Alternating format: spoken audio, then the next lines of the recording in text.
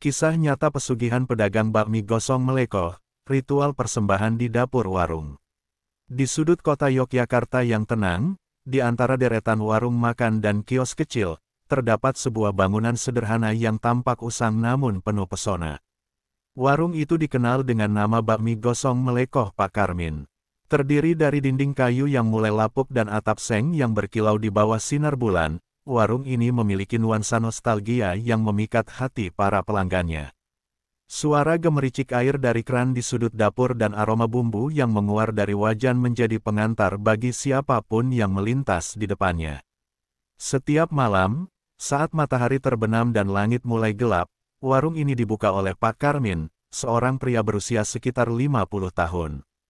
Dengan postur tubuh yang kurus dan wajah yang selalu tampak murung, Pak Karmin adalah sosok yang pendiam dan jarang berinteraksi dengan orang lain. Rambutnya yang mulai memutih dan keriput di wajahnya menceritakan kisah hidup yang penuh dengan perjuangan. Kehidupan sehari-harinya diisi dengan memasak, melayani pelanggan, dan kembali ke rumah kecilnya yang sederhana setelah larut malam. Bakmi gosong, hidangan andalan warung ini, memiliki ciri khas tersendiri. Pak Karmin sengaja membiarkan bakmi tersebut sedikit gosong saat memasaknya, menciptakan rasa yang unik dan aroma yang menggoda. Para pelanggan yang datang, baik warga lokal maupun wisatawan, seringkali terpesona oleh cita rasa bakmi yang tidak bisa ditemukan di tempat lain. Namun, di balik kelezatan itu, tersimpan sebuah rahasia gelap yang hanya diketahui oleh segelintir orang. Sebelum memulai usaha bakmi, Pak Karmin adalah seorang buruh bangunan yang hidup dalam keterbatasan. Ia tinggal bersama istri, Siti, dan dua anaknya, Dika dan Wati, di sebuah rumah kecil di pinggiran Yogyakarta. Kehidupan mereka serba kekurangan, di mana setiap sen harus diperhitungkan dengan cermat. Seringkali, mereka harus menahan lapar karena penghasilan Pak Karmin yang tidak menentu. Di tengah kesulitan itu, Pak Karmin berusaha keras untuk memberikan yang terbaik bagi keluarganya, meskipun ia merasa terjebak dalam lingkaran kemiskinan yang tidak ada habisnya. Suatu malam yang kelam, saat Pak Karmin pulang dari kerja, ia bertemu dengan seorang lelaki tua misterius di tengah jalan. Orang tua itu memiliki tatapan tajam dan senyum yang aneh, seolah ia tahu segala sesuatu tentang kehidupan Pak Karmin. Dengan suara serak yang penuh wibawa, ia menawarkan sebuah jalan keluar dari kesengsaraan yang selama ini dihadapi. Kau ingin hidup berkecukupan, aku bisa membantumu, katanya. Tapi, kau harus bersedia memberikan sesuatu sebagai imbalannya. Tanpa pikir panjang, terdesak oleh rasa putus asa dan harapan akan kehidupan yang lebih baik, Pak Karmin menyetujui tawaran tersebut. Ia tidak menyadari bahwa keputusan itu akan membawanya ke dalam kegelapan yang tak terbayangkan. Dalam hati, ia berharap bisa memberi masa depan yang lebih baik bagi keluarganya, tetapi ia tidak tahu apa yang harus dibayar untuk mewujudkan impian itu. Latar belakang cerita ini diwarnai oleh suasana Yogyakarta yang kaya akan budaya dan tradisi. Di sekitar warung, masyarakat sering berkumpul, berbagi cerita, dan menikmati kehidupan malam. Namun, di balik kebisingan dan keceriaan itu, ada bisikan-bisikan tentang kekayaan yang diperoleh dengan cara-cara yang tidak biasa. Masyarakat setempat, yang dikenal dengan kearifan lokalnya, seringkali berbicara tentang pesugihan, tetapi tidak banyak yang berani melakukannya. Dengan segala harapan dan ketidakpastian yang menyelimuti, cerita Pak Karmin dimulai. Di balik kesuksesan warung bakmi gosongnya, ada jalan berliku yang penuh dengan risiko dan konsekuensi yang tak terduga. Apakah keputusan yang diambilnya akan membawa kebahagiaan bagi keluarganya, atau justru menjerumuskannya ke dalam kegelapan yang lebih dalam? Pertanyaan-pertanyaan ini menggantung di udara, menunggu untuk dijawab. Malam itu, suasana di sekitar warung bakmi gosong Melekoh terasa sedikit berbeda. Angin berhembus lembut, membawa aroma khas bakmi yang ditumis dengan bumbu rahasia. Lampu-lampu kecil yang tergantung di atas warung berkelap-kelip, menciptakan nuansa hangat dan mengundang bagi para pengunjung. Namun, di dalam hati Pak Karmin, ada rasa cemas yang menggelayut.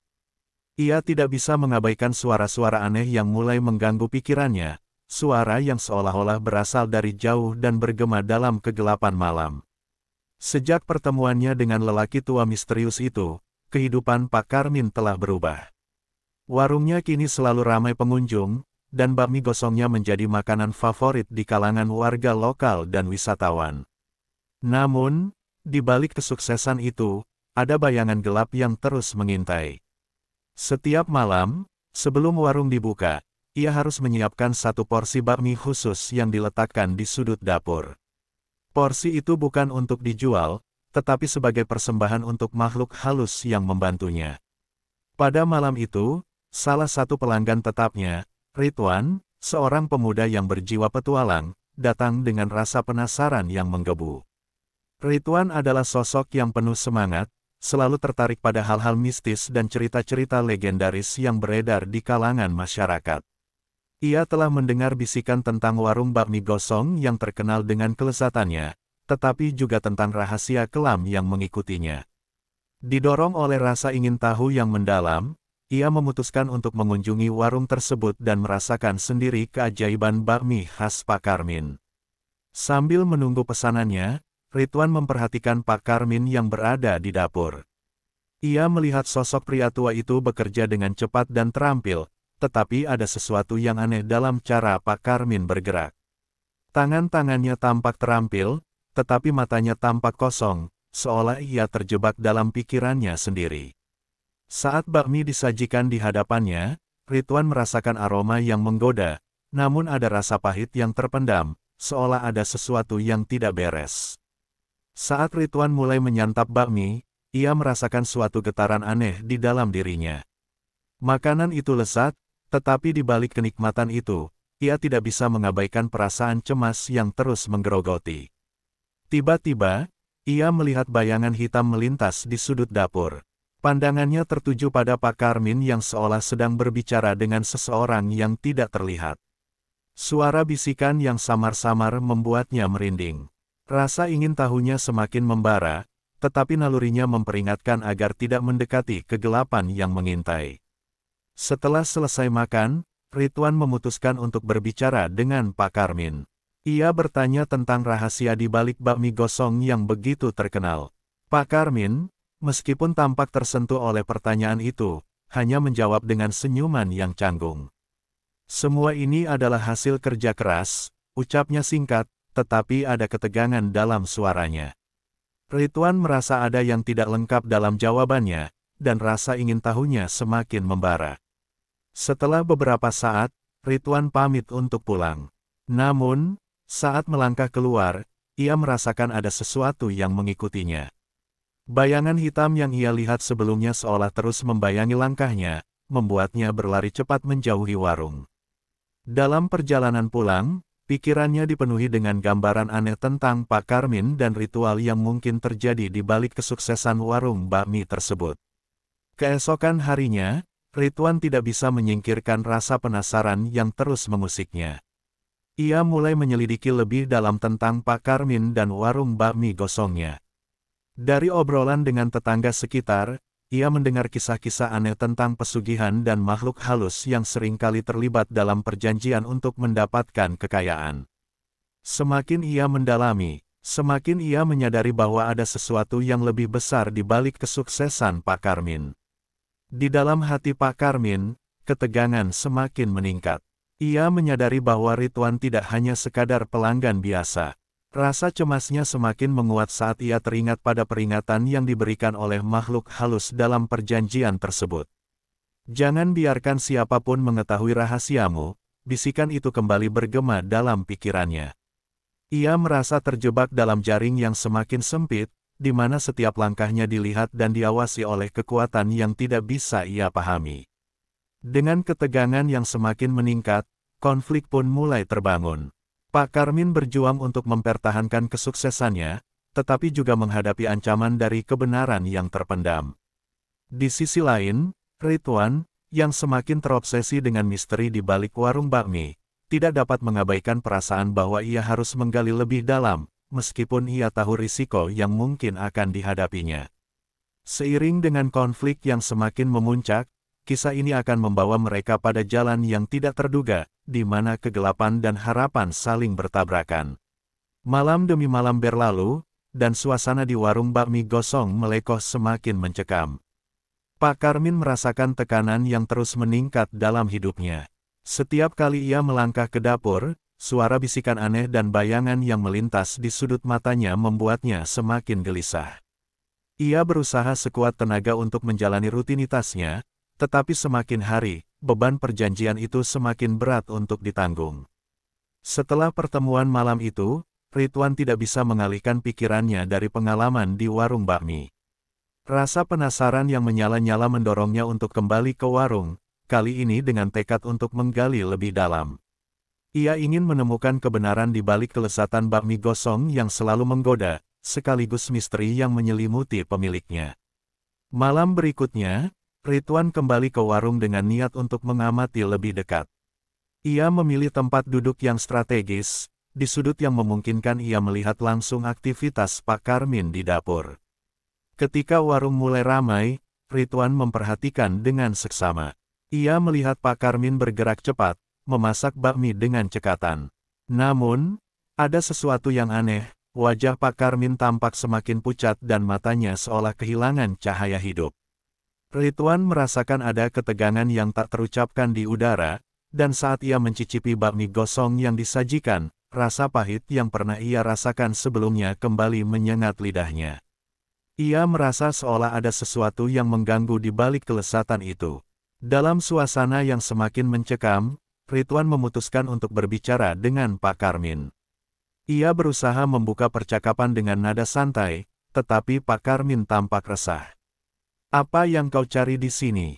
tanya Pak Karmin dengan suara parau, seolah merasakan ancaman yang tak terkatakan. Ridwan, merasakan ketegangan itu, berusaha meyakinkan Pak Karmin bahwa ia hanya ingin mengetahui lebih banyak tentang bakmi gosong yang legendaris. Namun, saat ia menyebutkan nama lelaki tua yang ditemui Pak Karmin, wajah Pak Karmin seketika berubah. Raut wajahnya menunjukkan ketakutan yang mendalam, dan tanpa berkata sepatah pun, ia berbalik dan kembali ke dapur. Ridwan semakin terobsesi untuk mencari tahu kebenaran. Ia kembali ke rumah dan mulai menyelidiki lebih dalam tentang ritual pesugihan dan makhluk halus yang sering disebut dalam kisah-kisah masyarakat. Ia membaca buku-buku tua dan berdiskusi dengan orang-orang yang memiliki pengetahuan tentang dunia mistis. Dalam pencariannya, ia menemukan bahwa banyak orang yang terjerat dalam perjanjian dengan makhluk halus mengalami perubahan yang dramatis dalam hidup mereka. Beberapa berhasil mendapatkan kekayaan, tetapi banyak pula yang harus membayar harga yang sangat mahal, termasuk kehilangan jiwa atau orang terkasih. Di sisi lain, Pak Karmin berjuang melawan ketakutannya sendiri. Ia merasakan dampak dari perjanjian yang telah ia buat. Dalam beberapa minggu terakhir, kesehatan fisik dan mentalnya semakin memburuk. Ia sering terbangun di tengah malam, berkeringat dingin, mendengar suara-suara aneh yang memanggil namanya. Istrinya, Siti, mulai menyadari perubahan dalam diri Pak Karmin. Ia merasa ada sesuatu yang salah, tetapi Pak Karmin menolak untuk membicarakannya. Rasa takut akan kehilangan segala sesuatu yang telah ia capai membuatnya semakin terasing dari keluarganya. Satu malam, ketika Pak Karmin sedang menyiapkan bakmi untuk dijual, ia mendapati porsi bakmi yang selalu disiapkannya untuk persembahan hilang. Kegelisahan menghantui hatinya. Ia tahu bahwa makhluk halus tidak akan memaafkan ketidakpatuhan. Dalam kepanikan, ia berusaha mencari porsi tersebut di seluruh dapur tetapi tidak menemukannya. Suara bisikan yang selama ini ia dengar semakin jelas, "Waktumu hampir habis, Karmin." Suara itu membuatnya terjatuh, lututnya lemas, dan ia merasakan dingin yang menusuk tulang. Malam demi malam, Ridwan semakin terbenam dalam pencariannya. Ia mulai mendatangi orang-orang yang pernah terlibat dalam praktik pesugihan di daerah tersebut. Dari mereka, ia mendengar kisah-kisah menakutkan tentang mereka yang terjebak dalam perjanjian, di mana kekayaan seringkali datang dengan pengorbanan yang mengerikan. Rasa ingin tahunya membawa dia ke jalan yang berbahaya, tetapi ia tidak bisa berhenti. Ia merasa bahwa kebenaran tentang Pak Karmin dan warung bakmi gosongnya harus diungkap, meskipun ia tahu bahwa risiko yang harus dihadapi bisa sangat besar. Konflik semakin memuncak ketika Ridwan memutuskan untuk menghadapi Pak Karmin secara langsung. Ia ingin mengungkap semua rahasia yang tersembunyi, tetapi ia juga tahu bahwa tindakan ini bisa membawanya ke dalam kegelapan yang sama. Dalam hatinya, ia merasakan ketegangan antara rasa ingin tahunya yang mendalam dan rasa takut akan apa yang mungkin ia temui.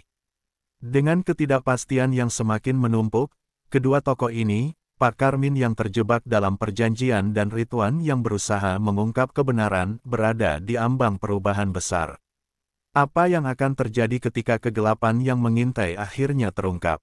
Apakah Pak Karmin akan mampu mengatasi ketakutannya, atau justru akan terperosok lebih dalam ke dalam jurang yang tidak bisa ia hindari? Ketegangan ini akan membawa mereka ke titik tanpa kembali, di mana pilihan yang diambil akan menentukan nasib mereka selamanya. Malam yang gelap dan mencekam menyelimuti kota Yogyakarta ketika Ridwan memutuskan untuk kembali ke warung bakmi gosong Melekoh. Dengan tekad dan rasa penasaran yang membara, ia merasa bahwa ini adalah saat yang tepat untuk mengungkap kebenaran di balik semua misteri yang mengelilingi Pak Karmin dan bakmi gosongnya. Ia tahu bahwa semakin lama ia menunggu, semakin besar risiko yang harus dihadapi, baik untuk dirinya sendiri maupun untuk Pak Karmin. Saat tiba di warung, Ridwan merasakan suasana yang berbeda. Tidak seperti malam-malam sebelumnya, warung kali ini tampak sepi, seolah-olah ada sesuatu yang tidak beres. Lampu-lampu yang biasanya berkelap-kelip kini redup, dan hanya ada suara gemericik air di sudut dapur. Ridwan merasa ketegangan menyelimuti dirinya saat melangkah masuk, mendapati Pak Karmin yang berdiri di dapur dengan tatapan kosong dan raut wajah yang pucat. "Pak Karmin," panggil Ridwan dengan suara bergetar. "Ada yang ingin saya bicarakan dengan Anda." Pak Karmin menoleh, dan wajahnya seakan dipenuhi oleh beban yang tidak bisa ia ungkapkan. Ia tampak terkejut namun juga ketakutan. "Kau seharusnya tidak di sini," katanya pelan, seolah-olah suara itu dipaksa keluar dari tenggorokannya. "Ada hal-hal yang tidak seharusnya kau ketahui." Ridwan merasa semangatnya bergetar. "Saya sudah mendengar banyak tentang pesugihan, tentang apa yang terjadi di sini. Saya ingin tahu kebenarannya, Pak. Apa yang sebenarnya terjadi?" Suara Ridwan mengandung keinginan untuk mencari jawaban, tetapi juga ketegangan yang semakin meningkat. Dengan ragu, Pak Karmin akhirnya mulai bercerita. Ia menceritakan bagaimana ia terjebak dalam perjanjian dengan makhluk halus, bagaimana ia terpaksa memberikan persembahan setiap malam untuk menjaga kesuksesannya, dan bagaimana suara-suara aneh semakin sering menghantuinya. "Aku tidak bisa membatalkan perjanjian ini," katanya dengan suara penuh penyesalan. "Aku terikat oleh kata-kata yang telah kuucapkan. Jika aku gagal memenuhi syaratnya, maka aku akan kehilangan segalanya." Ketika Pak Karmin mengungkapkan semua ini, Ridwan merasakan betapa dalamnya ketakutan yang membelenggu pria itu. Namun, ia juga merasa ada sesuatu yang lebih besar yang mengancam, sebuah kekuatan yang tidak bisa dijelaskan, yang tampaknya mengawasi mereka. Tiba-tiba, suara bisikan itu kembali terdengar, semakin keras dan jelas, "Waktumu hampir habis." Ridwan merasakan bulu kuduknya meremang. Dalam sekejap, suasana di dalam warung berubah menjadi sangat menakutkan. Pak Karmin terjatuh ke lantai, wajahnya dipenuhi ketakutan. "Aku harus memenuhi persembahan," teriaknya, panik. Ia berlari ke dapur, berusaha menyiapkan bakmi yang seharusnya menjadi persembahan malam itu. Ridwan, yang terjebak dalam ketakutan dan kebingungan, mengikuti Pak Karmin ke dapur. Di sana, ia melihat porsi bakmi yang telah disiapkan, tetapi kali ini ada sesuatu yang tidak biasa. Di atas piring, terlihat seolah-olah ada bayangan gelap yang bergerak, seakan-akan makhluk halus tersebut sedang menunggu untuk menerima persembahannya. Ridwan merasa tertegun, tidak percaya dengan apa yang ia lihat. "Berhenti!" teriak Ridwan, berusaha mencegah Pak Karmin melakukan ritual itu. "Kau tidak perlu melakukan ini. Kita bisa mencari cara lain." Namun, Pak Karmin tidak mendengar. Dalam keadaan tertekan, ia terus berusaha menyiapkan bakmi dengan cepat. Suara bisikan semakin keras, dan lampu-lampu di warung berkedip-kedip. Dalam keadaan putus asa, Ridwan meraih piring bakmi dan melemparkannya ke dinding. "Berhenti, ini semua tidak benar," teriaknya. Tindakan itu membuat suasana semakin tegang. Pak Karmin menatap Ridwan dengan mata penuh rasa marah dan ketakutan. "Kau tidak tahu apa yang kau lakukan," teriaknya. "Kau akan membahayakan nyawaku." Di saat itu, bayangan hitam muncul dari sudut dapur, membentuk sosok yang menakutkan. Makhluk halus yang selama ini dihindari oleh Pak Karmin berdiri di antara mereka, dengan tatapan tajam dan aura yang menakutkan. Suara bisikan kini menjadi teriakan yang menggelegar, "Kau telah melanggar perjanjian." Ridwan merasa jantungnya berdegup kencang, dan dalam sekejap, suasana menjadi sangat kacau. Dalam ketakutan, Pak Karmin jatuh tersungkur, seolah terhapuskan oleh bayangan itu. Ridwan berusaha melarikan diri dari warung, tetapi pintu tiba-tiba tertutup dengan keras, seolah ada kekuatan yang menahannya. Dalam keadaan putus asa, Ridwan berteriak, "Maafkan saya. Saya tidak bermaksud mengganggu." Namun, kata-katanya tidak lagi terdengar. Bayangan itu semakin mendekat, dan Ridwan merasakan dingin yang menusuk hingga ke tulang. Dalam sekejap, semuanya menjadi gelap. Ketika cahaya kembali, Ridwan mendapati dirinya berada di luar warung, terengah-engah dan ketakutan. Pak Karmin tidak ada di manapun, dan warung itu tampak sepi dan sunyi. Aroma bakmi gosong yang menggoda kini tergantikan dengan suasana mencekam. Ia tahu bahwa sesuatu yang mengerikan telah terjadi. Keesokan harinya, warga sekitar menemukan warung bakmi kosong. Tidak ada jejak Pak Karmin, dan semua yang tersisa hanyalah piring-piring kosong dan aroma misterius yang tidak bisa dijelaskan. Meski demikian, cerita tentang Pak Karmin dan warung bakmi gosong Meleko segera menyebar, menjadi legenda urban yang menakutkan di tengah masyarakat. Ridwan, yang selamat dari kegelapan itu, merasa terjebak dalam rasa bersalah. Ia tidak hanya kehilangan seorang teman, tetapi juga menyadari bahwa pencariannya akan kebenaran telah mengantarkannya pada tragedi yang tidak bisa dihindari. Dalam benaknya, ia bertekad untuk tidak melupakan pelajaran berharga ini, bahwa ada harga yang harus dibayar dalam pencarian kekayaan dan bahwa tidak semua yang terlihat enak dan menggoda itu baik untuk kita. Cerita ini berakhir dengan kesedihan dan penyesalan, mengingatkan siapapun yang mendengarnya bahwa terkadang, kegelapan mengintai di balik keindahan yang paling menggoda, dan pilihan yang diambil dalam keadaan putus asa dapat membawa kita pada nasib yang tak terduga.